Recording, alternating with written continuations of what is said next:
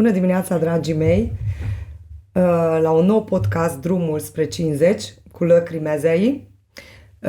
Continuăm podcastul nostru despre slăbire și despre programul nostru Metamorfoză, pentru că avem un alt subiect pe care vreau să discut cu Lăcri. Este un subiect care pe canalul meu YouTube am fost întrebată de mai multe ori despre menopauza mea. Da, o să invit și un ginecolog, dar prima dată vreau să vorbesc cu tine, pentru că sunt foarte mulți în echipa mea care sunt în aceeași oală, cum se zice, și vreau să discut cu tine, să ajutăm pe cei care ne ascultă și sunt interesați ce s-a întâmplat și ce se întâmplă cu mine.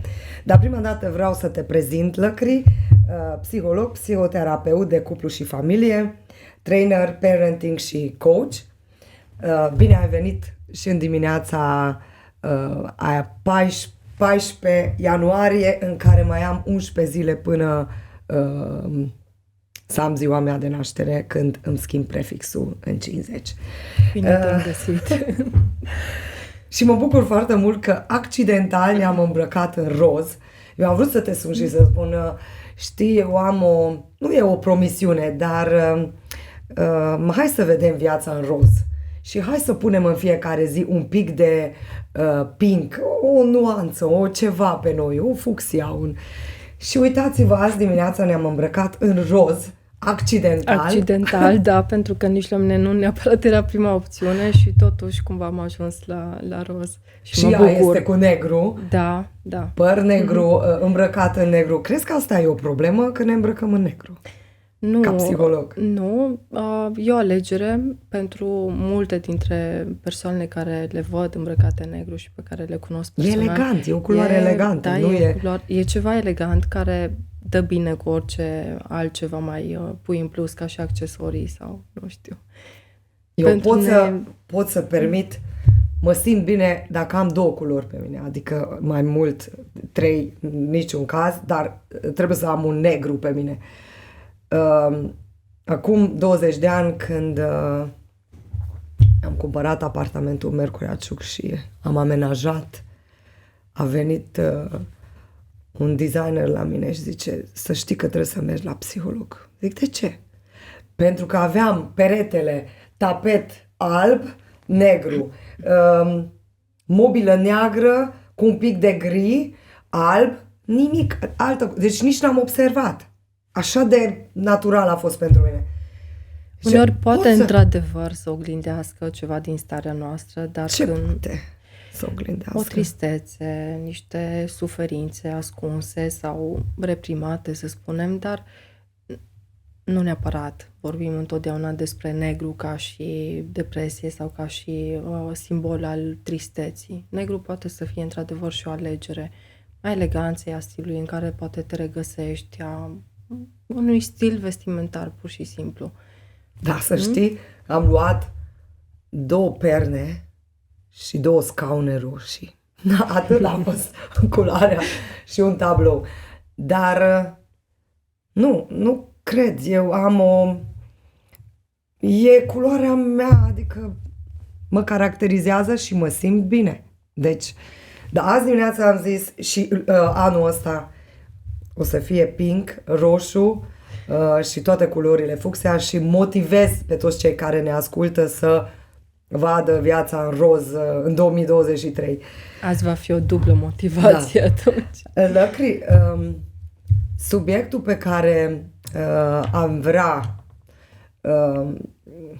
despre care aș vrea să vorbim azi, mi-au cerut ascultătorii mei pe canalul meu YouTube despre menopauza mea.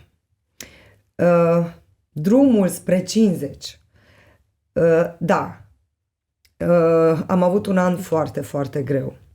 Și nu știu, a fost din cauza post-pandemie, a fost menopauză, stres, ce s-a întâmplat, pentru că da, am început să mă gândesc că trebuie să merg la psiholog. sunt foarte mulți care au început cu mine Kango Jumps acum 15 ani și într-un corp sănătos, pentru că am vorbit și am studiat foarte mult. Știi cum imaginez menopauza mea? Vorbesc acum cu ea, pentru că un an era foarte, foarte greu în care a trebuit să mă împrietenesc cu oare el bate la ușă. Dar așa îmi imaginez că el vine, că e un el, nu e o ea, și știe că trebuie să vină. Bate la ușă, dar vârsta mea biologică e 25 de ani.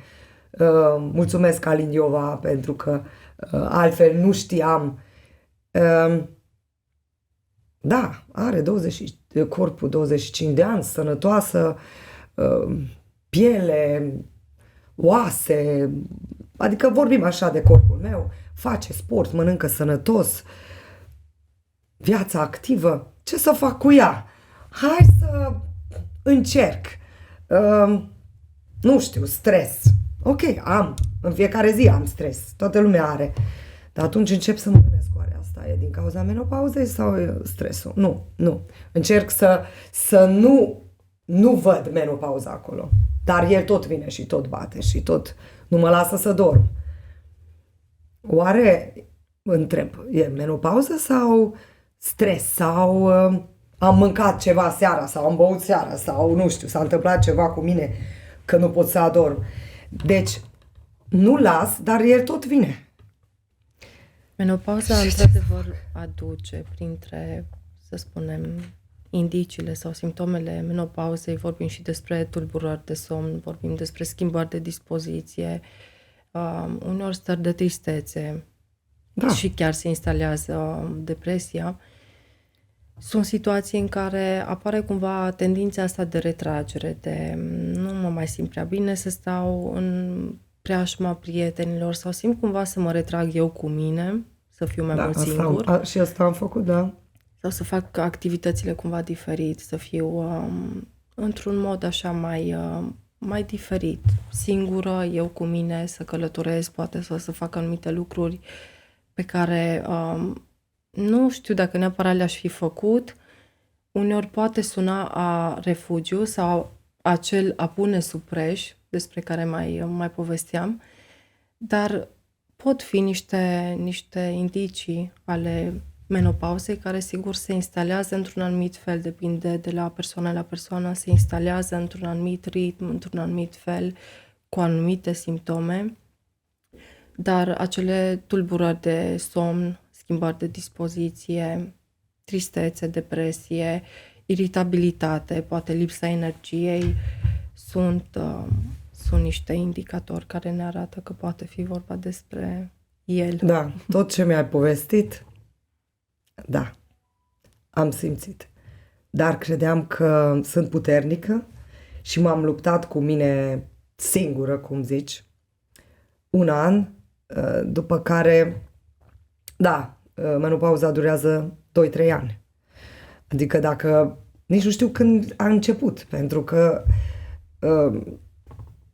având o viață activă, sănătoasă, nu știu care erau semnele. Adică, așa, tot timpul am vrut să, cum zici, sub preș.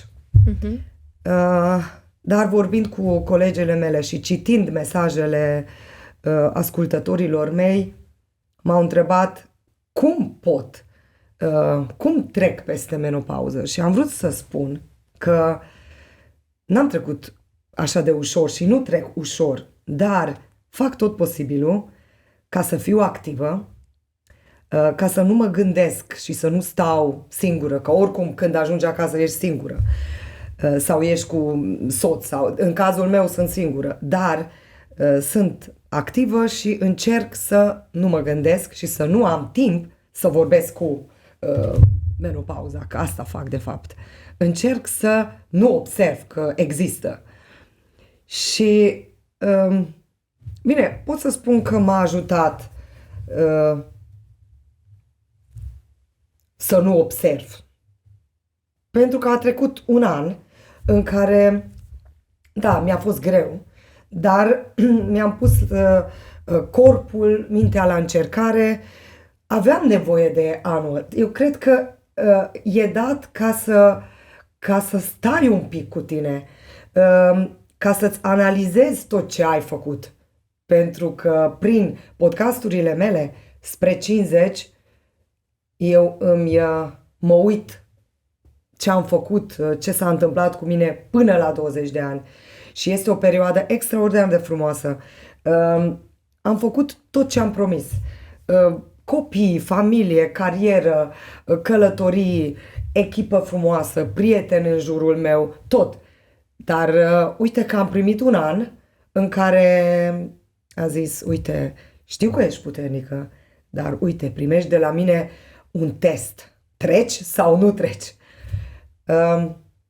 Sper să o să ies învingătoare din toate,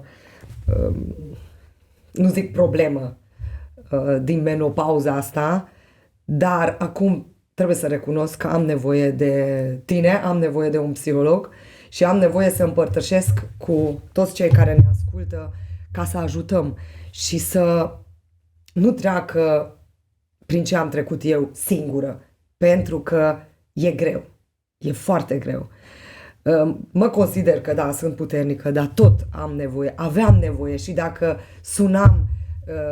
te sunam sau vorbeam cu un psiholog era total diferit, dar am vrut să nu vorbesc despre el și nu e bine. Haideți să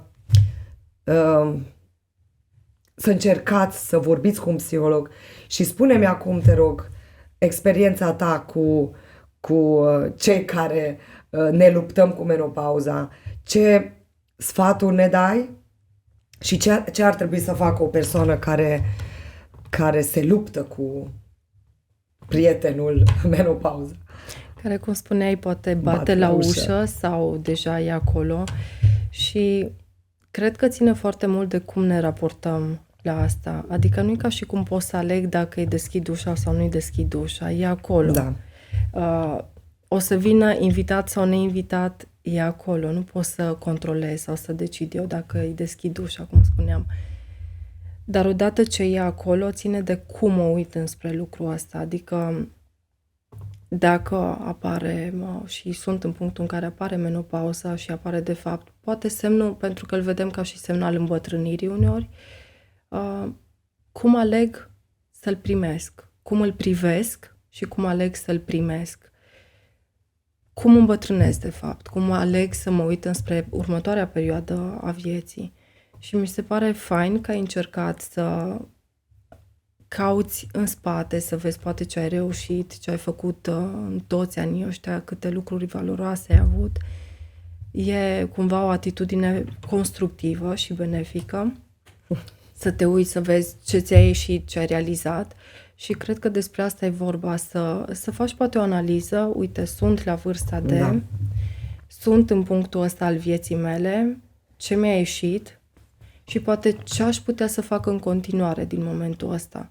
Pentru că de multe ori menopauza se suprapune și cu alte evenimente stresante. Uneori e vorba de mutarea copiilor sau îngrijirea părinților bolnavi. Nașterea nepoțelului. Nașterea nepoțelului. Uite, niște evenimente. Am devenit bunică la 48 de ani, adică imaginează. Pentru mine așa simțeam că era prea repede. Dar pentru fiica mea care anul ăsta face 30 de ani, nu era momentul potrivit. Adică ea mi-a zis, acum simt că vreau să fiu mamă. Și stăteam și mă gândeam, Doamne, o să fiu bunică, ce fac? Cum o să mă simt? Cum ai zis mai înainte, asta e un semn că ne îmbătrânim. Dar e un sentiment, e ceva incredibil să ai un nepoțel. Deci ador copilul, abia aștept să văd. Deci am trecut și peste perioada aia. Dar asta e că ne îndreptăm spre 50, trebuie să ne îndreptăm cu inima deschisă, să facem ceva care ne face fericiți, care ne ține corpul tânăr și să nu lăsăm să intre menopauza sau stresul.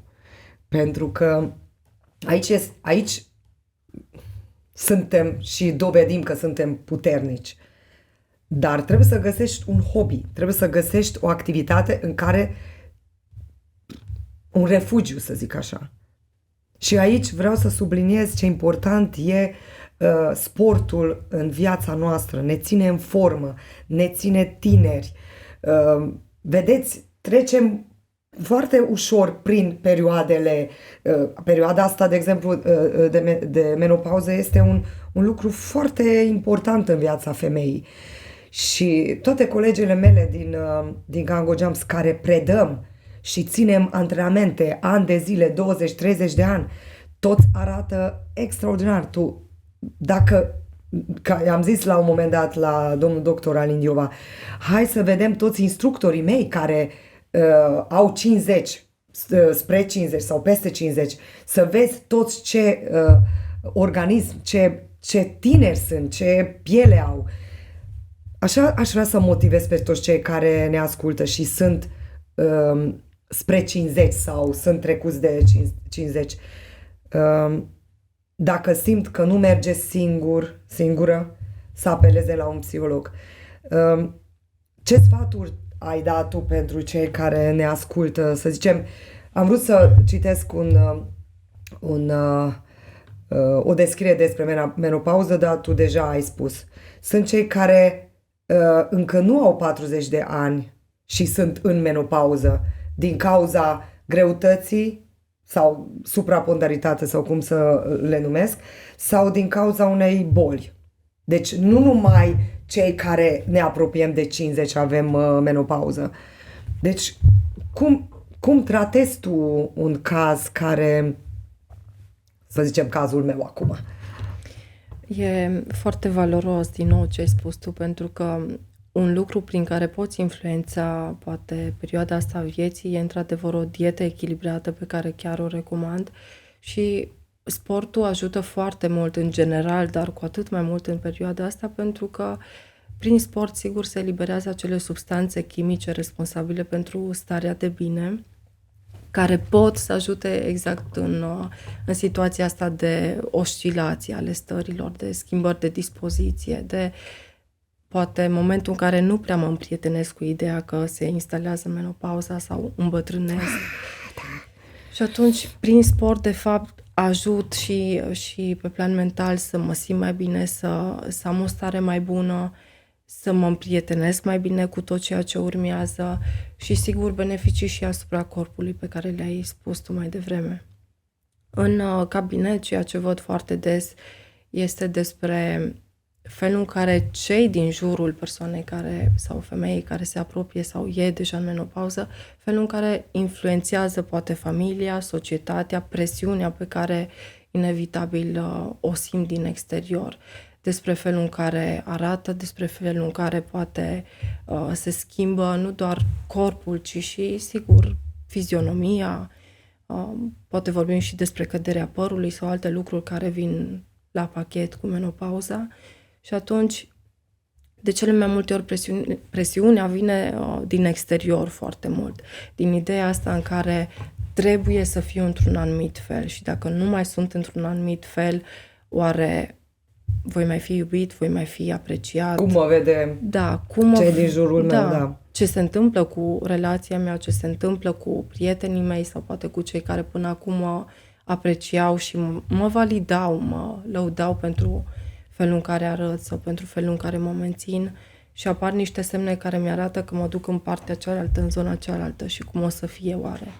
Apar îngrijorări și atunci vorbim despre felul în care rezolvăm acele îngrijorări, despre felul în care rămân în prezent, aici și acum, în ziua de astăzi. Pentru că de multe ori se merge spre trecut, am reușit până la vârsta asta atâtea lucruri, ce mă fac, nu mai am foarte mult timp, sau spre viitor. Avem foarte mult timp. Încă 50 de ani. Exact. Și atunci, de cel mai multe ori e despre mă uit înspre trecut sau mă uit înspre viitor, înspre trecut cu poate nemulțumire, înspre viitor cu îngrijorare și aș spune rămâi aici acum, în ziua de astăzi. Și aș încheia poate cu un motto pe care eu îl transmit cât de des reușesc. Dă șansa fiecărei zile să fie cea mai frumoasă zi din viața ta.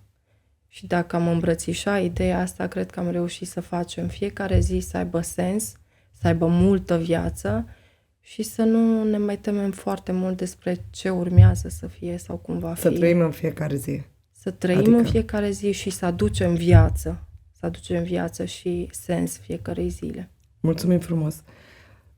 Temă de casă pentru cei care suntem în drum spre 50 și menopauză. Relația cu mine, relația cu propria persoană. Să mă uit acolo.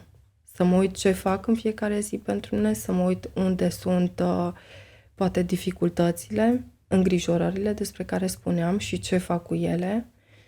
Și aș spune să nu mă mai lupt de una singură atunci când simt că e deja o luptă, să mă duc înspre ajutor, să cer ajutor, pentru că în cabinet, cum spuneam, e locul în care lucrurile se întâmplă, lucruri magice se întâmplă, dar se întâmplă într-un loc de siguranță și, sigur, în sfera confidențialității, în care pot să fiu, pot să spun, pot să gândesc într-un anumit fel, fără a fi judecată sau fără a avea repercursiuni asupra vieții mele în societate, în familie și așa mai departe.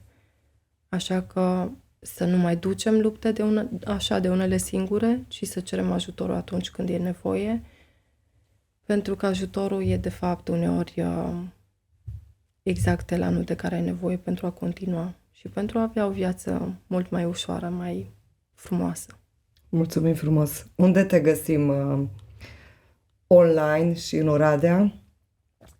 Pe Facebook, pe pagina Lăcrimioara Mezei sau pe site-ul www.lăcrimioaramezei.ro. În Oradea pe Libertății 12.